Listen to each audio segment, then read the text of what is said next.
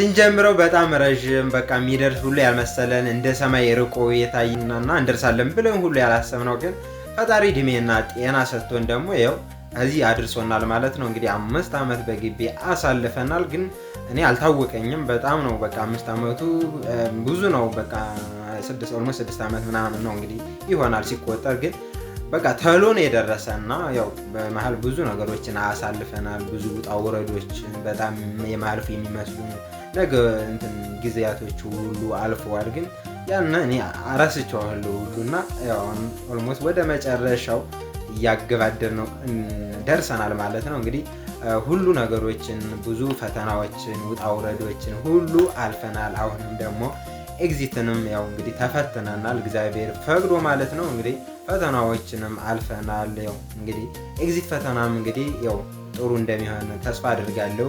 የኔም የእናንተ ማለት ነው። እኛ ያው አሪፍ ሰርተናል ብዬ አስባለሁ። ያው የተወሰነ የሰራን መስሎም ያው አንዳንድ የሚሸጉድ ምናምን ቢኖርም ግን ሞስትሊ ፕሮባብሊ ያው አሪፍ እንደሰራን ነው እንግዲህ የወሰድኩት ማለት ነው። ያው አንዳንድ ዲፓርትመንቶች ትንሽ ከበድ ያለ እንደነበረ ሰምቻለሁ።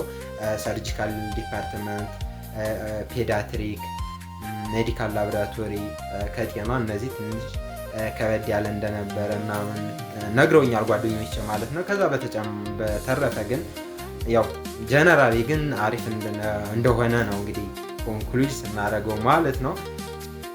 እንግዲህ የሁላችንም የኤግዚት ተፈታኞች በሙሉ መልካም ውጤት እንዲሆን እመኛለሁ። ሁሉም 100% እንድናልፍ እንድታልፉ እመኛለሁ። ምኞቴ ነው ማለት ነው።